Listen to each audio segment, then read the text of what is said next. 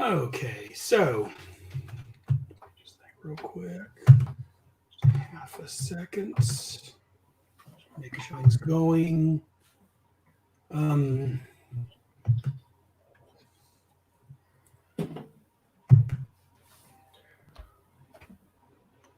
Checking a few things here. Okay, let's go there.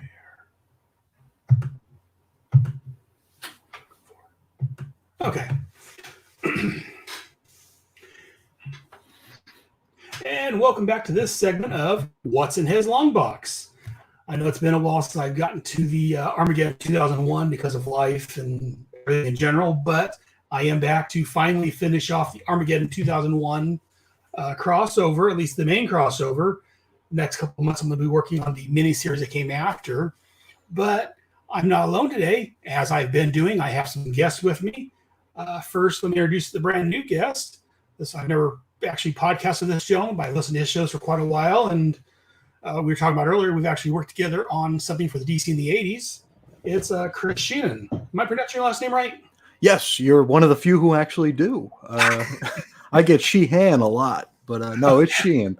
I've got people I work with weekly who call me Sheehan still, but no, it's Sheen. But yeah, it's a lot of fun to be here. I don't get invited out terribly often. I don't get the opportunity to hang out with the community. I don't know if it's just something about me or not, but sincerely, I do appreciate you including me here. It means a lot to me. Oh, so I wasn't sure if you'd have time for any shows you do and your daily blog and everything else you got going on. I can find time. I'm like, yeah, we reach out and see if I can get a hold of either Chris and or Reggie to join me on this, because I know I was listening to you guys were covering, like the Crisis and a lot of other crossovers and stuff, and yeah, I really need these guys on. I say my show's not going to be quite as in depth as yours is. I'm not going to cover all the creators and everything like you guys do. I love that part of your show though. Oh yeah, that's a blast. Yeah, fantastic. And also returning back to Head Speaks, we talked about, I think it was Justly Gear Up, Mr. Jonathan Schaefer-Hames. Hey, John. Hey, Aaron, how you doing? And Chris, it's nice to meet you. Finally, I've listened to your stuff for a while, and I've never actually interacted besides occasional comments. So hello. Hello. And it's great to be back, Aaron. Thanks for having me. Oh, anytime, man. I love talking to you.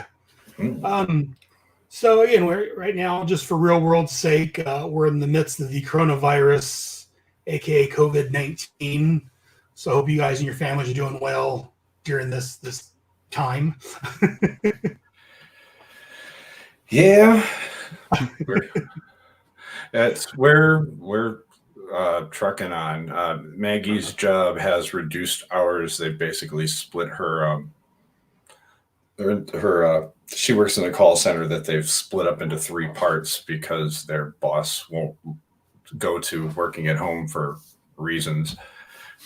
And in my case, my side gig had to become my full-time gig during this. So I'm actually doing delivery, but I'm being as safe as I can here. But good. That's always a good thing. Yeah, they're pretty good. Most of the restaurants are pretty good, but I'm helping people get food and stuff from the store and pharmacy and things like that. So I feel like I'm putting myself at a little bit of risk, but I feel like I'm helping people out in a way. Plus, I'm making money right now. So hey. Well, that's a good thing. All right, well, we're here to talk about the final issue of Armageddon 2001, the second issue. Some people love it, some people didn't like it as much, but what are your thoughts on it? It was there. And again, if you haven't listened to any of these other episodes, you may want to go back and listen. This is definitely going to be spoiler-filled. We're going to talk about the actual issue and the snafu, the screw up with DC about this issue, whatever you want to call it. I mean, some people have their opinion on that, which I'm sure we'll get to. Leak, yes. But let's go ahead and cover the actual issue first. So we're going to start like I do with the cover. This cover, it's Armageddon 2001 at the top. We've got Monarch pulling his helmet off with a little blurb here saying, "At last, the shocking identity of Monarch revealed." Well, that's true. All our other heroes being blasted away. We got Captain Atom, Hawkman, Booster Gold, Starman, I don't think he ever showed up in the series. But yeah, Starman's there. I think everyone else here showed up at some point. Fire and Ice, Power Girl. And I guess there was a fire in this one. I saw Ice and Super Fire. Superman, Green Lantern, the Guy Gardner House, Green Lantern, Blue Beetle, Metamorpho, Flash, Wave Rider. And we got lightning, and there's a purple background. So let's go and start with Chris. What are your thoughts on this cover? I really, really like the cover. What are I your think thoughts? it's a really cool cover here. It really pulls you in. I wasn't reading DC back then. I was just a Marvel guy back in 91-ish. Didn't get into DC until around the death of Superman. So this was all stuff that I was hearing, from the side here. And it's funny how when this came out, it really didn't cause many shockwaves at the comic shop. But when I went to the pharmacy, they were going crazy about it. There was just a group of people around the old spinner rack talking about this issue and the big mistake and what was supposed to happen and what actually happened. And it made me really want to have been a part of this. But I mean, if I couldn't imagine jumping in with this, even the first issue of this would have been just way too overwhelming for a dumb 10-year-old me. But the cover is awesome. The cover is really cool. It's Jurgens, right? Is this? Yes. Yeah. It's definitely him. Yeah, it's great stuff. Definitely would have pulled you in if I was tangentially interested in DC. This would have definitely drawn my eye. And John, I'm sure you got some thoughts. What do you think about this cover? Yep, I agree with Chris. This is a really, go so far as to call it iconic. Just not only due to the aforementioned leak and things, which I imagine we'll talk a little bit about later. But yeah, this is one of those. This is what Dan Jurgens, when he is on, is one of my favorite artists. When he is really on and has a good anchor. And this series, both in number one, mostly more so in number one than this for reasons, he does a spectacular job.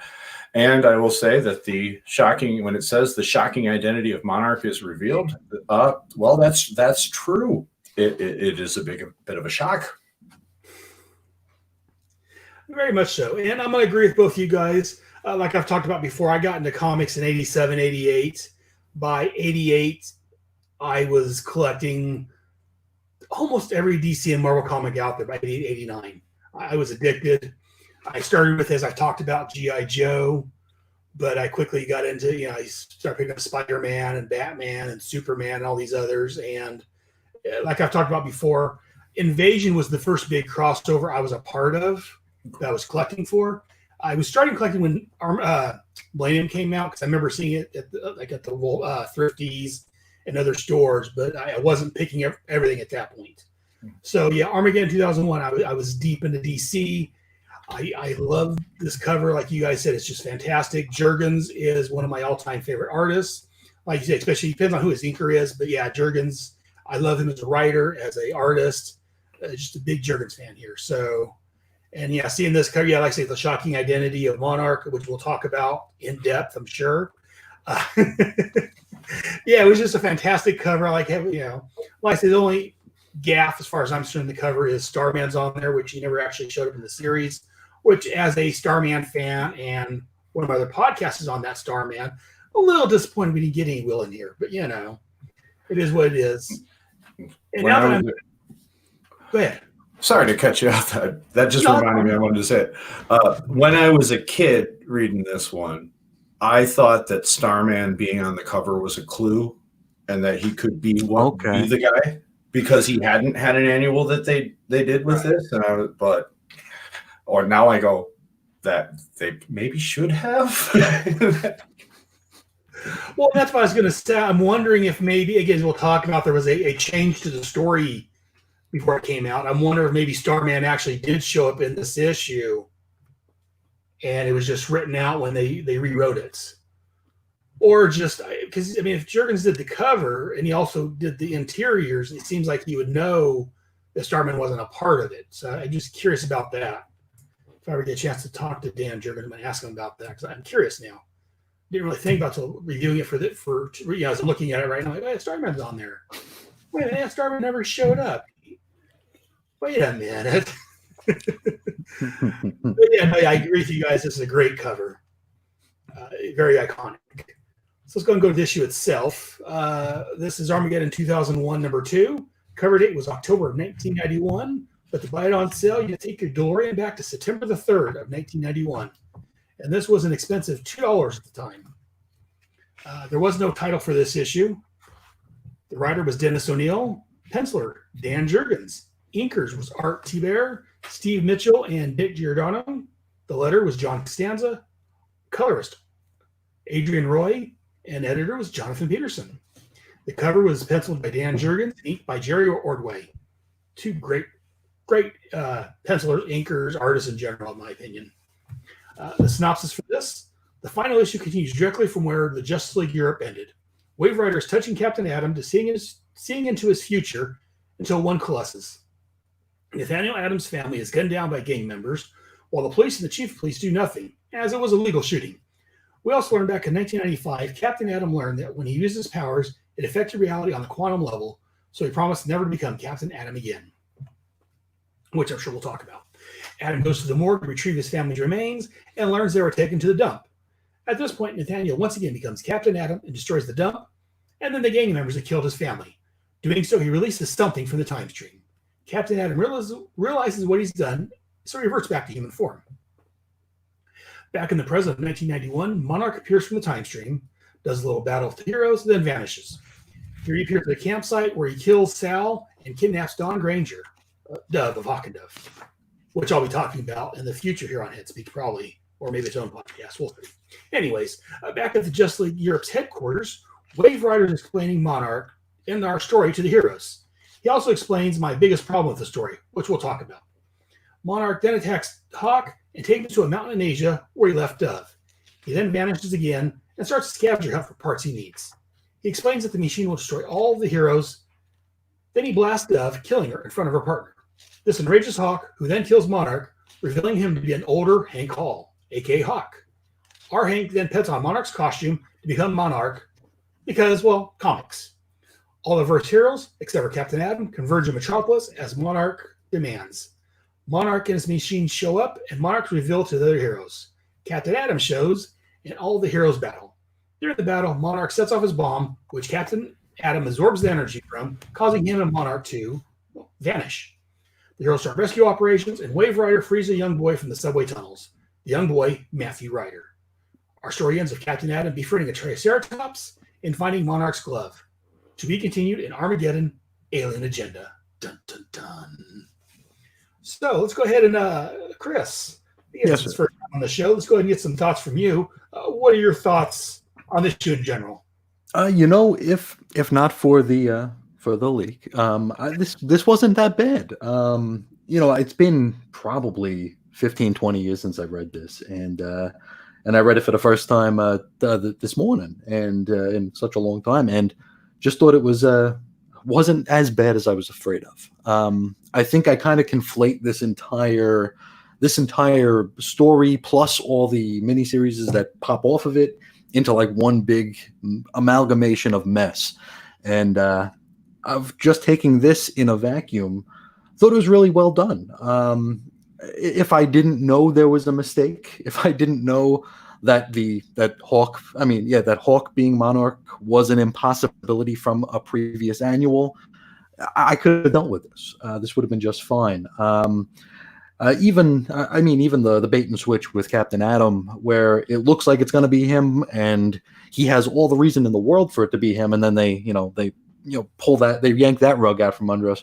That happens in comics all the time. So really, if I didn't know what we know, this would have just been a decent story with a very unfortunate cliffhanger that leads us into a whole slew of miniseries.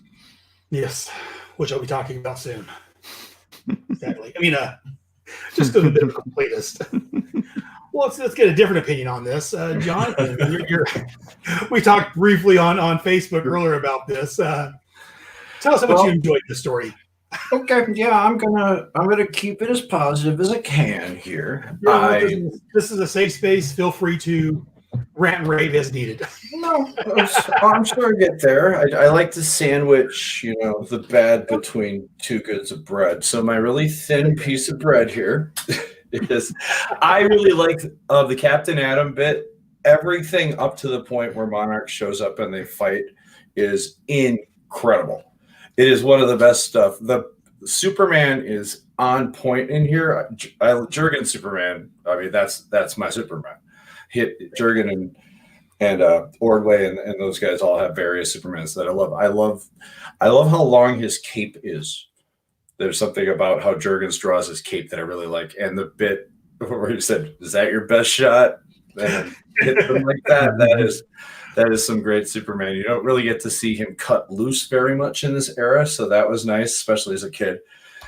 And everything was going just fine. And if it would have been literally anyone else but Hawk or Dove, I would be okay with a bait and switch on that. And we'll talk about that in a little bit. I got some thoughts on it. I do too. Well, I think it works. But anyways, I don't at all. And here's also what I don't think works. And I don't know if this is due to a rewrite or if this is what the intended story was. His timeline shenanigans don't make any sense. Because all he does is create a causal time loop in which he just continually dies and kills himself. Because it's after this, he doesn't get to go home and be Monarch anymore. All he gets to do is live up to the point when he was Monarch the first time and then go back in time and get killed. So what's his grand plan here? Well, see, and I've got thoughts on that.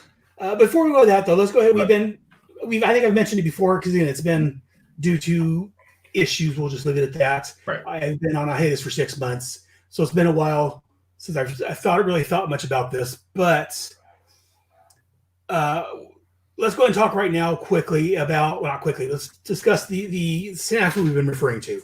So in case you're living in a rock or you don't know what we're talking about, originally Monarch was supposed to be Captain Atom. Well, that doesn't make any sense. There's no clues for that was going to show up here. That's the entirety of it. That's even dumber than making it Hawk. Yeah, Captain Atom was supposed to be Monarch, and somewhere along the way, I guess there was a one time like a 9100 tip line for DC Comics about upcoming solicitations and different facts and what have you. And somehow, I guess if I understand via that 900 number, it got out that Captain Atom was going to be Monarch before the series was done.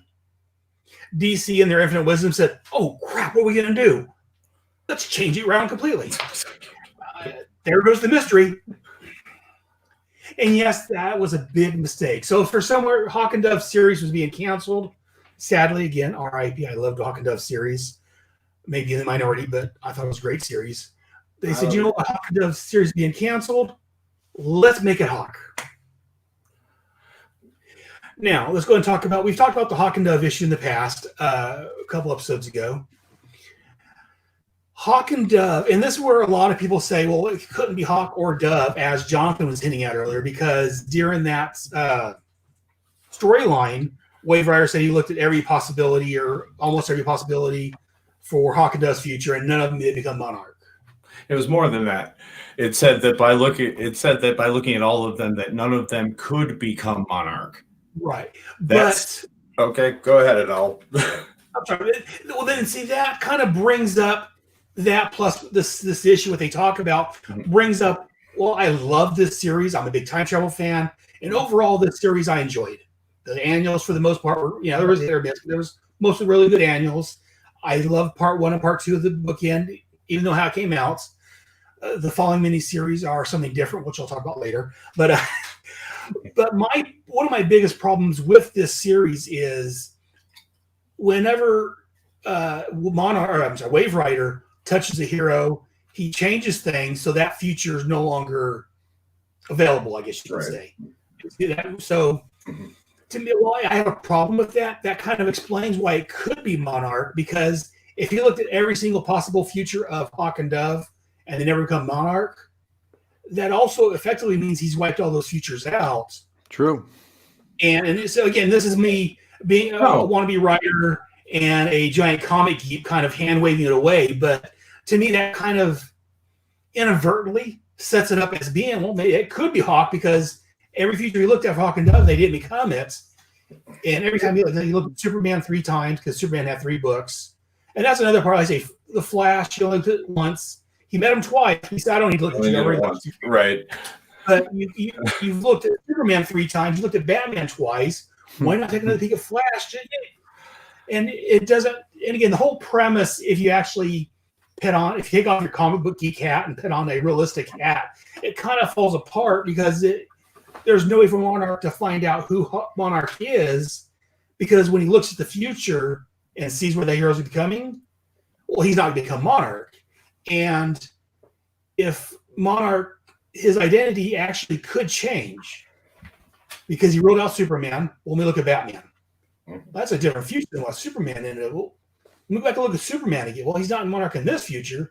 So by Wave Rider's own looking at multiple heroes multiple times due to having multiple books, but look at different annuals, that shows that in theory, if he did see who Monarch was in the future, technically, well, that future wouldn't come to be, and it would change possibly to somebody else.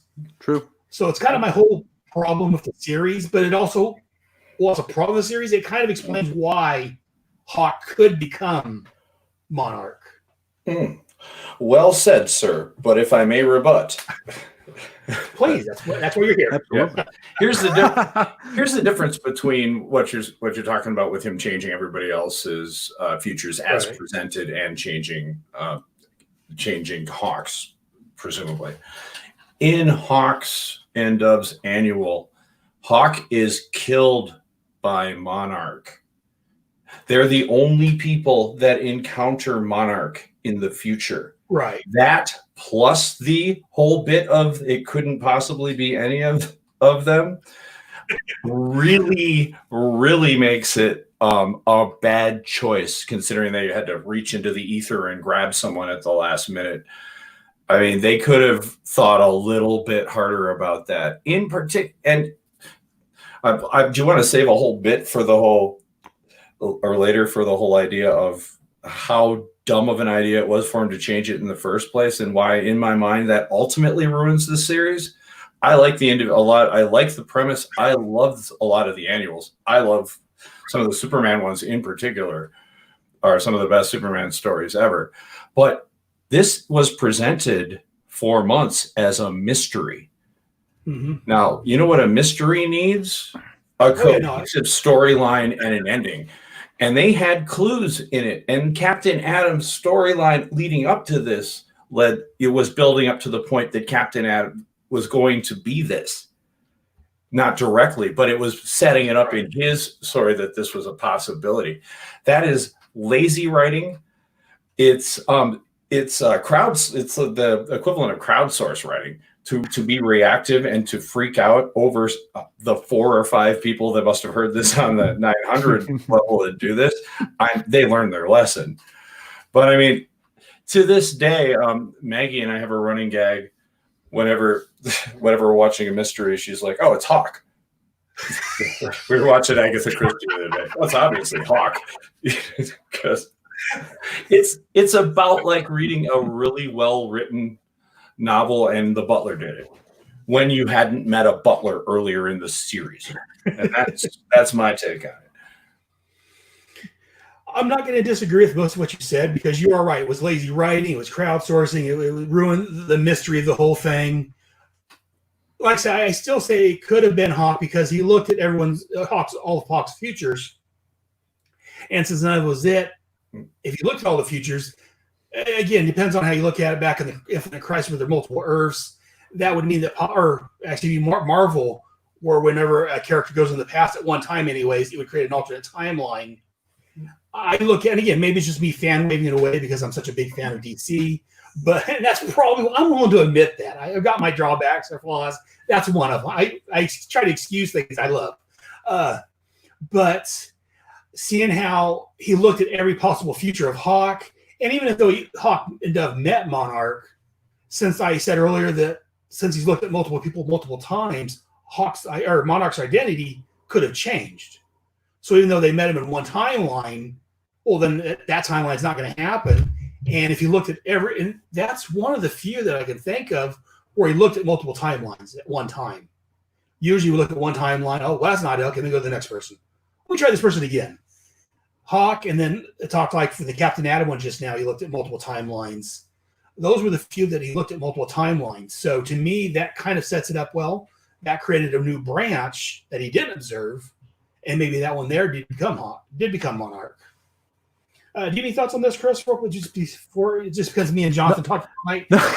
No, I definitely. I think you get the no prize for that. Being able to make it work, because it does work if you look at it that way. Where if Wave Rider is erasing possible futures and thinks he's gotten them all with this one character, and doesn't. I mean, he made, and even in the book here, he says that he inadvertently made Monarch. Right. So that definitely works. To John's point, it's not organic. It's oh, no, yeah. I agree on that 100%. Yeah, it should have been Captain Atom. It should have they should have stuck to their guns here. This would have been perhaps more of an evergreen story had they done it. This is a story we could have gone back to again and again and used it as a foundational, sort of a thing for DC in the 90s. And instead, everything is overshadowed by the leak. Yes. Not only that, they had to retcon it constantly. Certainly. They continually had to try to retcon it to make it make sense until it made sense. But you're right. Well, they brought it in the Wildstorm to do it. They did the Captain Atom Armageddon thing. Yes. Eventually, they did the Battle of Bloodhaven. That did it. Yeah, they keep fixing it. They keep breaking it even more to wipe this away when they could have just done it right in the first place. Well, it sounds like Hawkman's reorigin and after the post that's for another complaint. Hey, anybody who says that the New 52 didn't do anything good, they brought Hawk and Dove back. So with Rob Liefeld, huh? Drawn by Marty. Well. It makes sense because he drew the original miniseries, and I actually liked that. That was back when. That's my favorite Liefeld ever. He actually seemed to have listened to people, or he had really good inkers. But I like it. Yeah. Is that the one where did Carl Kiesel have to actually cut his work and turn it the right way for a couple of issues of that because he wanted them to be sideways or something? I don't remember offhand. I remember reading is that where that's from? Yeah, it was the Hawk and Dove where Kiesel had to turn it. Where that happened. Okay. Yeah, because we're actually covering some other Liefeld stuff on a show I'm doing where he did a couple of books sideways, and it was kind of the gimmick of the month, and it's rather unpleasant to read. So I'll be talking about the future somewhere, just because I love the Hawk and Dove series. But yeah, I don't remember that. I'll have to relook at that when I get to that. But another problem, another reason for the change, possibly, is because Monarch didn't come into power. The Heroes were destroyed in 2001 originally. Mm-hmm. Now they're destroyed 10 years earlier in 1991. So that could also kind of explain the change. Yeah, again, I'm not just thinking that you could explain the time loop escape that way. And that's the whole. Well, what was his plan by coming back and dying right now? Well, maybe again, I'm fan linking this just because I love DC, and I try to excuse them as much as I can, except for the New 52. But well, I love DC too, but I don't think Hank Hall, after seeing Dove killed in front of him and then seeing that it was a future version of him doing it, with just his immediate reaction would be, well, nothing to do now but go completely mad and kill everyone. True. But when you become insane, and Hawk was always one of those that was borderline wacko anyways, in my opinion. Even Hank, I mean, he was always, the anger and being more agent of chaos. Yeah. He was always, to me, borderline, just like, and again, just the jump streams just for a minute, Green Lantern, when Hal went nuts and destroyed the Corps. Mm-hmm. A lot of people, came out of nowhere. I disagree with that because I remember I was working at Target a couple years before that, and a buddy I worked with, we were both reading the Green Lantern book. And I think it was right around Green Lantern 25 when Hal and Guy Gardner booted Guy. Yeah, when they fought for the Green Lantern. at that point there, both of us commented, you know what, Hal's is going a little wackadoo. You know, he's going really, really grim and gritty, if you will. And, you know, he's taking this further than he actually needs to go. It's like he's losing his mind or something. And then He's wearing Malvolio's ring. And that's what I don't remember that offhand because that was I do. Let me ask you, Chris. You said you came at this story after the fact. Yes, sir. Ron, did you read this? I forget. Did you read this during what was happening, or did you read this after the fact? Also? I read it during. This was much like you. I came into DC right around this time. I'd say a bit before, back in about '89, in the wake of the Batman movies. I started picking up, but I was huge into Justice League and Batman and Superman, and I had read a handful of Hawks and Doves, and I liked the characters a lot. So I read this, and my friends and I we had our theories. We would talk. No, I didn't live anywhere that had a comic shop, you know, but somehow this got out that this had happened. That's what I was going to ask you, how you heard about this, because again, I was like one town away from my comic shop was that. I had one friend that read comics with me at the time, so we would talk about it, but I didn't have like, you know, a gaggle of friends at the comic shop that we talk about this with. I don't know where I heard Wizard or something after the fact. I can't remember now where I heard the whole Captain Atom thing. It's just one of those things. I know about it, but I don't know where. So I was curious if you know offhand. First place I learned about it in detail was on Usenet. You see, back before there was the World Wide Web, there's this thing called Usenet, which is this big porn bin right here, where occasionally people talk about comic books over here. But that's where I learned the details. But I don't know if this is just, you know, funky memory, but I seem to remember my comic book friends and I talking about it before I was in college, which was the first place I had encountered Usenet. So somebody found out about it and told us, and we talked about it, because I was convinced that it was Captain Atom even beforehand. That was my candidate for it, especially after Justice League Europe. It leads right up and the first page of this one. I'm like, hey, I guessed right. Everything's coming up. What the hell's happening? Yeah, very much so. Yeah, like I said, his book led up to it. And again, with as we talked about, well, it's been 6-7 months ago now. The Justice League Europe annual that came out right before this one did. Yeah, Monarch went up and here's Captain Atom. Let's stop right here and carry this into the last issue. Oh, that's not an obvious sign that it's going to be Captain Atom. Wait a minute, what? Hawk? And see, I don't like it being Hawk just because, again, I was a big fan of Hawk and Dove. They killed off Dove. So that really got my, what? No. But story-wise, like I said, and again, a lot of it, I kind of fan-linked it away and made it make sense just because that's who I am. And I can't blame Jurgen or Danny O'Neill and Jurgens for this, because they were obviously made to do this by editorial, and given, you know, their mission, what they had to do, I think they did as decent of a job as they could. Right. Sure. And that's where most of these problems come from, is editorial. Yeah. Like I said, I referred earlier about how Jordan going nuts. That happened in 3 issues. A lot of people say, well, it should have been longer. Yes, I agree, it should have been longer. But I think that can't think of the writer's name now. Oh, Ron Mart. Yeah. I thought Ron did a great job fitting in what he had to fit. I did too. A lot of people say, well, Hal could have quit. Well, no, because they wanted something different, something special. And how many times has Hal quit in the past? I'll defend the parallax thing all day. I mean, and well, at the end of the show, we'll talk about that. But right. I generally don't like the concept of fridging to motivate a hero like they do definitely here with Doug. But I mean, they fridge his whole city. That's a that's a different thing. I mean, we'll talk about that, and we'll talk about the whole fridging thing. I got issues with that. But anyways, but yeah, so like I say, we talked about how we came across the identity of who is supposed to be who. Chris, what are your thoughts on this issue itself? What are your thoughts? Things you like, things you didn't like, problems you had with it? There's not a whole lot I didn't like about it this time. I knew what I was going into, because I have read this before, and I did know about the shenanigans and all that stuff. So I like you, I kind of waved that away. It was like that's immaterial at this point. We know what we're getting into.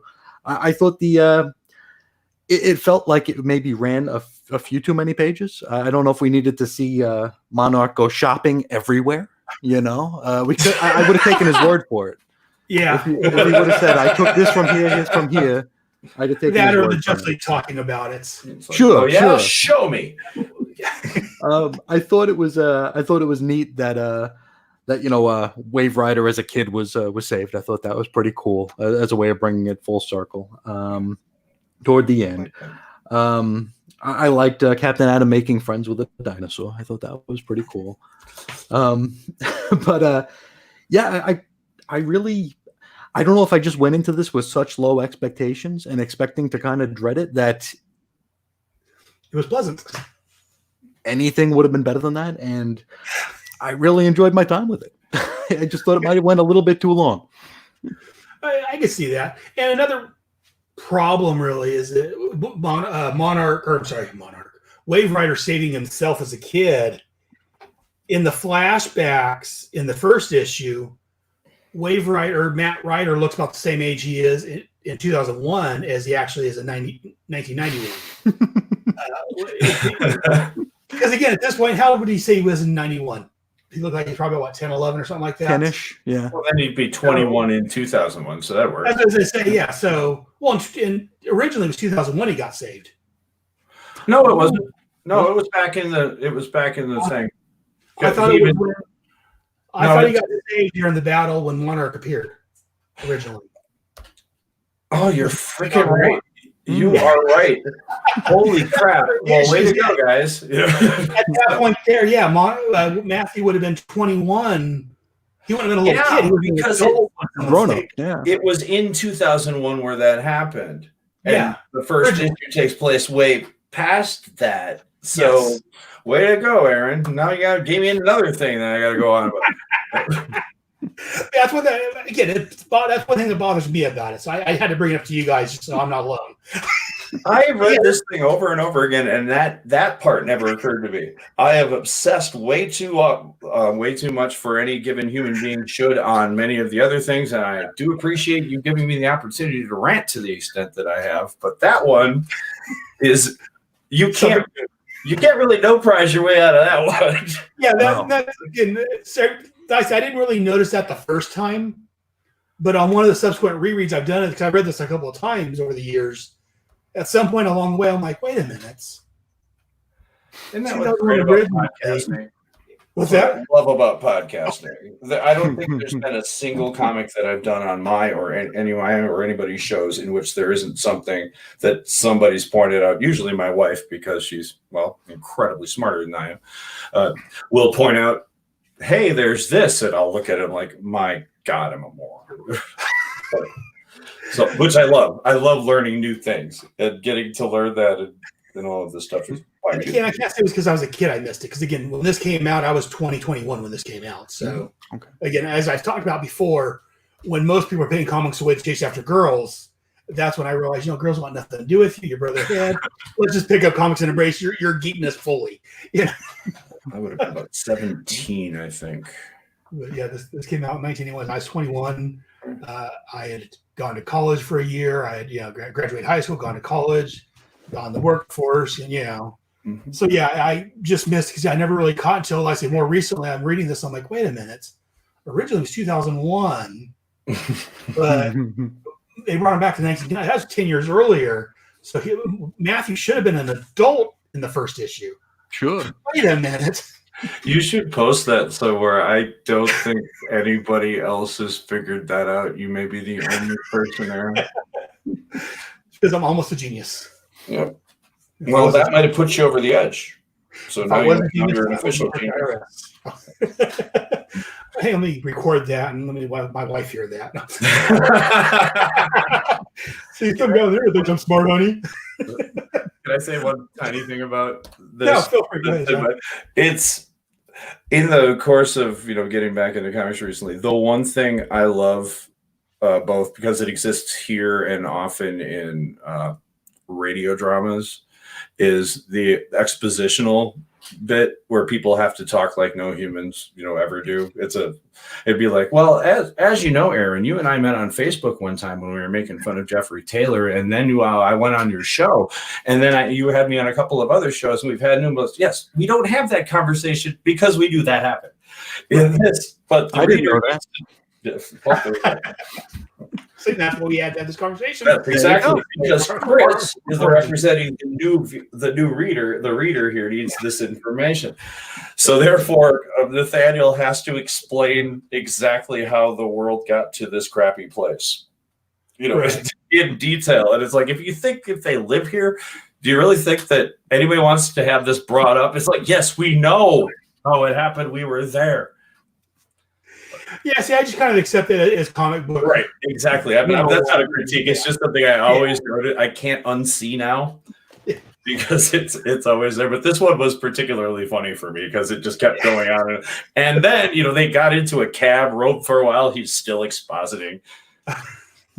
Yeah. Again, that is one thing about comic books and books and stuff where they're trying to get this information to, for instance, Chris that doesn't know, Yeah. got to get it some way. So, that's the best way to do it. They're not, without showing them shopping for each party needs. And, and that was a little silly. But overall, I enjoyed the story, even with the snafu and the change. Because, again, and I think it was after the fact, like a month or 2 months or something after the fact, I heard about the change. So I was, other than the fact they canceled Hawk and Dove, they killed off Dove, and they ruined Hawk. I was fine with the way the story. Other than that, Mrs. Lincoln, how was the play? That's what I was just thinking. Other than that, I was fine. I didn't have a problem with Hawk being on Arc because, again, I was able to wave away. Well, you flipped every future of Hawk, and he wasn't that in any of those. Well, there has to be a new one, and maybe he does. And Hawk or identity of Monarch changes apparently, so it could have been he could have fought himself at one time. Who knows? It's comics. But do you have any thoughts on this, John? Anything else you want to share with us? Any other gripes? I think I've made my gripes pretty clear. I've wondered though how much lead-in that they had in order to change it. Like, did they have it plotted out? Or did they actually? Because I think some of the art does look a little bit color form, like especially with when Dove is encountering him. It looks like Dove might be just added to the scene, especially when she's flying at him and punching him right before he zaps her. It really doesn't look like they're on the same plane.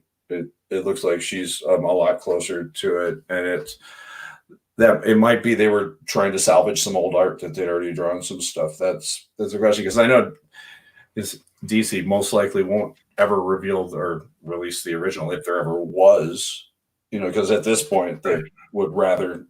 Well, I would say they'd rather not talk about it, but they keep retconning the damn thing. So. Well, maybe because fans keep talking about it. And wait a minute, this doesn't make sense. And as much as I hate the Dove death, though, the actual depiction of it was pretty awesome. Yeah. Especially, I've never got to read it on the frame by frame. Oh, you can't see it. Or just panel by panel, and getting to see it just go like that. That very effective piece of artwork by Jenkins. The other one. Jurgens. Jesus. It's been a rough day. Yeah. That's all I got. So.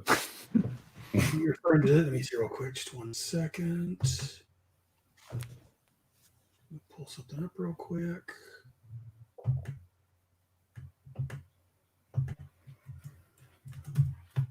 Refer to that scene there. Can you see my screen? That's a good one too. It's the one before that where she gets actually zapped over. That one. The no. Yeah, no, it looks really well on the updated coloring too. Oh yeah. On the digitals where I'm reading it. Very nice. Can't believe I'm praising the moment where Dawn dies unnecessarily. But here we are. Yeah.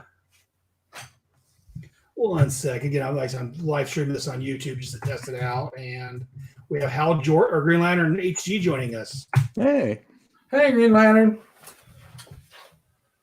But Maggie says hi. Maggie says hi to Gio. And let me see real quick. So we've got that. And did you have any thoughts on this, Chris? That you wanted to share the issue, the review? no, not really. Like I said, I didn't know any of these characters when it was coming out. So this was spoiled for me day it released. I'm from New York, so we had all the information. So this was we all knew, or they all knew, and they told us. So I wouldn't have known a Hawk from a Captain Atom if they delivered a pizza to my house. I wouldn't have been able to tell them apart. But they, knowing what I know and being able to brush that all aside just to try to make the best of the story, because I think they did make the best of what they got here. So it was what it was. I like I said earlier, I had very low expectations in revisiting it, but actually enjoyed my time with it, and wouldn't mind actually starting it over and reading through it again. Very good. And that's one thing I like doing these shows is, get people to read something maybe they haven't read in a while. Sure. And again, in my opinion, like I talked with Shag several years ago, to me, the golden age of comics to me was from like 1985 to 1995. Okay. Just take a 10-year period, because to me, that's when it was, again, I started in 87, so I'm going back a couple of years, and to me, that's when DC and Marvel both was really hitting it on all, had all paddles in the water, was going around great. To me, after the late 90s, it starts to lose it.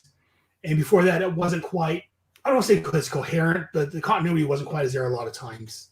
And again, I've talked to other people. I'm a big fan of continuity done right. So this period was a real big continuity period. Like I said, the Superman titles, they had the weekly, the triangle numbering. The triangle numbering, which I loved. Spider-Man, I was trying that. Makes it hard to read now, though. It makes it hard to read the DC. Keep them in separate long boxes, yeah. Well, so that's why I've talked about people on Facebook, and I've got mine organized. My Superman books are organized by the triangle number. Oh, I've been called a heathen for having them in separate boxes. So I'm fine with that. Again, I'm a bit of a completist at times, and again, I get a bit anal. I organize my movies. My wife says I'm obsessive compulsive about that. I got a little OC, so OCD. So I got movies organized by broken down by genre, and then they're alphabetized. Okay. Like, she's like, let's kids down. I'm like, this way, if you want to know where a movie's at, I can walk over the shelf and pick it off. If it's not organized, well, where's this movie at? Go find it. It's over there somewhere. Where's Superman Returns? Well, it's right here. Under you for some reason. That's her filing system. That's another story entirely. Oh, I think I'd like your wife. I know exactly where everything is. No one else could possibly, but. Oh, so she doesn't know where things at, so that's the bad thing. Oh, okay. Well, maybe between the three of us, we'll get some sort of, little bear porridge out of it. But yeah. All right, but I was talking about the wife and her messing with me and moving my movies around. Do you guys any other thoughts on this storyline as it is? No? Okay. And so did you guys, I know you were there at the time, Jonathan, you came later, Chris. Did you guys read, there was 2 miniseries that came after this that tied directly into this. There was the Armageddon Alien Inferno? Agenda. Well, there was Alien Agenda first. Okay. That's where it dealt with the conclusion of this, where Captain Atom and Monarch was back in prehistoric times, and things happened from there. And then Inferno came next, which brought the Justice Society of America back to current continuity, if you will. Yeah. Chris, did you ever read either of those series? Or it's been years, but yeah, I did read those. Yeah. And what was your just brief thoughts? Did you like that? Did you not enjoy those series? I liked Inferno more. That was the JSA one, right? I enjoyed that one more. Captain Atom, he kind of bores me a little bit. He's not one of my favorites. I did an Action Comics Weekly thing on the blog, and there was a bit where him and Green Lantern have a little back and forth. It felt like it never ended. It was just forever. And I have the entire Carrie Bates run that I've read through once or twice, but Captain Atom doesn't do it much for me. But the Inferno one I enjoyed far more. And that seems what most people's thought is that they enjoy the Inferno much more, mainly because it brings the Just Society back. Yeah, right. John, what are your thoughts on those two? Did you read them when they came out? I read Alien Agenda. I couldn't tell you a thing about it today. I haven't read it since it's been out. I remember it's completely forgettable. I have not read Inferno. I've heard good things. I mean to get to it eventually, but okay. I was curious what your thoughts on those, because I'm going to be covering. I've already reread the first two issues of Alien Agenda for the next couple episodes of Head Speaks. Then I'll be doing Inferno. See, I remember bits and pieces before I reread it of the Alien Agenda. Basically, they're going through time and doing different things. Right. The Inferno one's one I don't remember very much, except for Return of the JSA. Is the only thing I remember from the Inferno crossover. When I get to it, maybe that's the only thing that matters about it. But and I do know that they did cover again some more of this, like you were saying. They kept retconning it over the JSA book. They dealt with some more. Oh yeah, or was it JSA? Oh no, the Just League. It was in JSA. JSA, yeah. It was JSA. Yeah. And it was the Just. They did. The first retcon was in JSA. That was where they decided that said it wasn't actually Dove. It was an image of Dove meant to drive Hawk insane by who the hell was it? By the one demon thing, and then no, I think that's him. I can't remember the complete details that was going on, and then they came back to it again during. I know Just League Extreme dealt with it also. They dealt with it. That must be what I'm thinking about. I think Just League Extreme is where they brought Captain Atom in as a monarch. That's right. Okay. Because didn't they do something where like Hawk and Dove had a kid that was like the law of the Lord of Law and Chaos? That's it. Chaos? And man, does that one? That's not a story that holds up today. No. It's one of wasn't great then either. No. Oh no. But well, the Hawk and Dove Annual, one of their features, they had a child that was the embodiment of both. Mm-hmm. But yeah, I don't. It became the new Kestrel. Yes. But yeah, I'll have to read some of the other books too. Yeah, I remember, like I say, Just Like Your Extreme talked about it. I think it was in a showcase issue. They had something dealing with it. Oh, Convergence. That's where it was. Oh, Convergence. There was a bit in the Convergence that told them. And I know it led up also to 0 Hour. Because Hawk. Oh, that's right. They did the extant. Yeah, extant and leads into 0 Hour, which is covered over the Fire Water Network. They've got Bass, and Siskoid. Siskoid, thank you. My mind just turned off. And Siskoid are covering the 0 Hour. So yeah, if you enjoyed this, definitely check out the 0 Hour, because that was another crossover I enjoyed. But that's for another show. Well,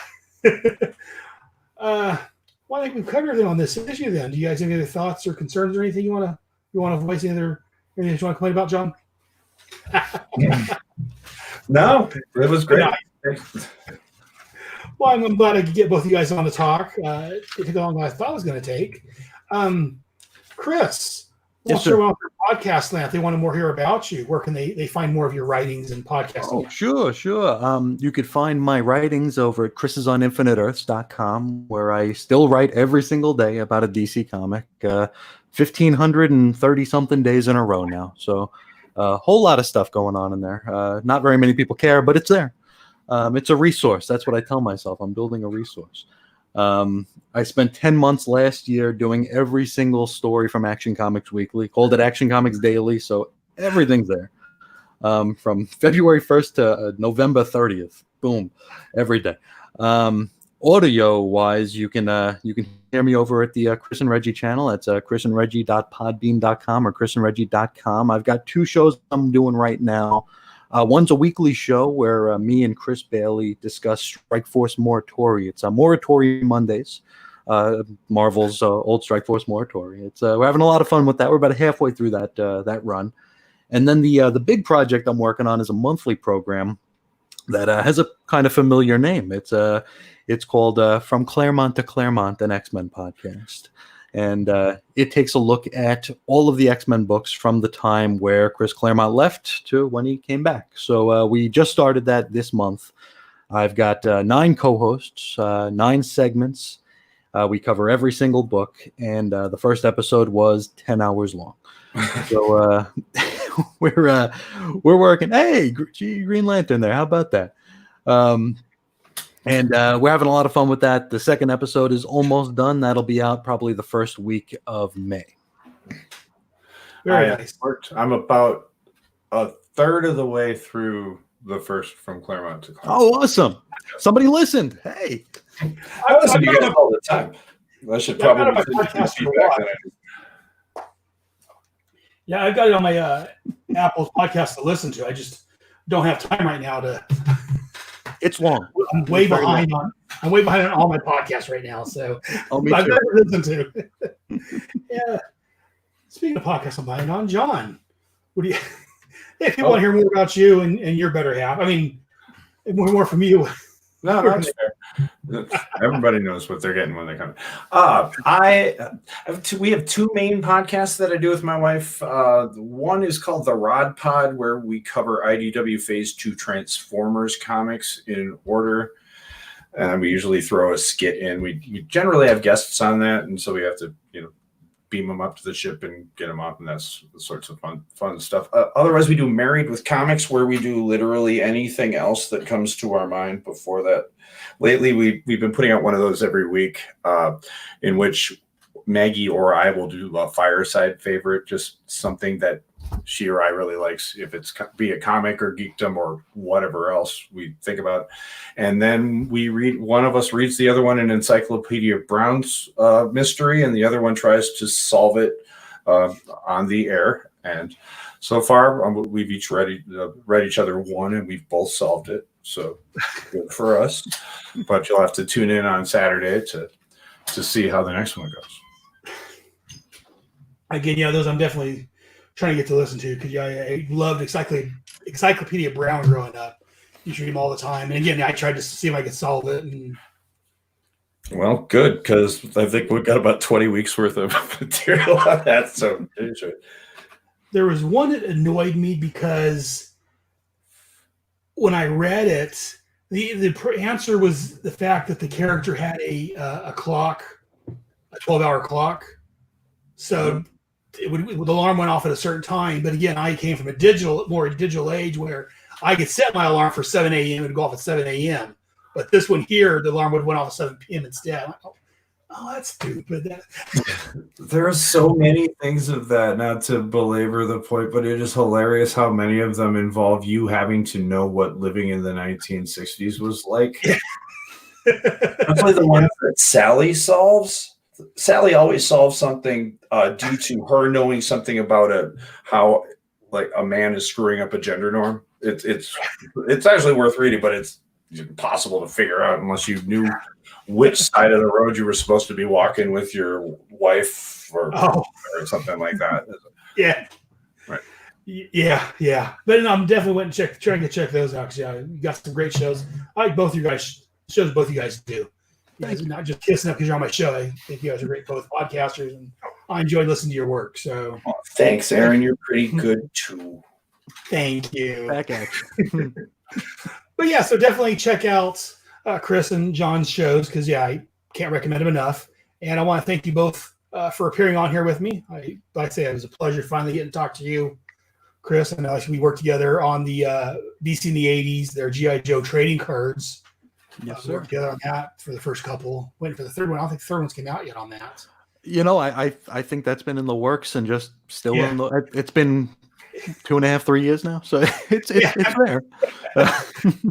And then I say, John, thank you for coming back. Thanks. I really enjoyed. I really enjoy talking with you. I say we talked with Just Like Europe and other stuff. So definitely have to do more stuff with you in the future. But I guess that's going to do it for this segment. I'm going to let these guys go. I'm going to take a commercial break, and I'll be right back. Thanks for having me. Thank you very much for being here, both of you guys. And that's, as I'm talking to my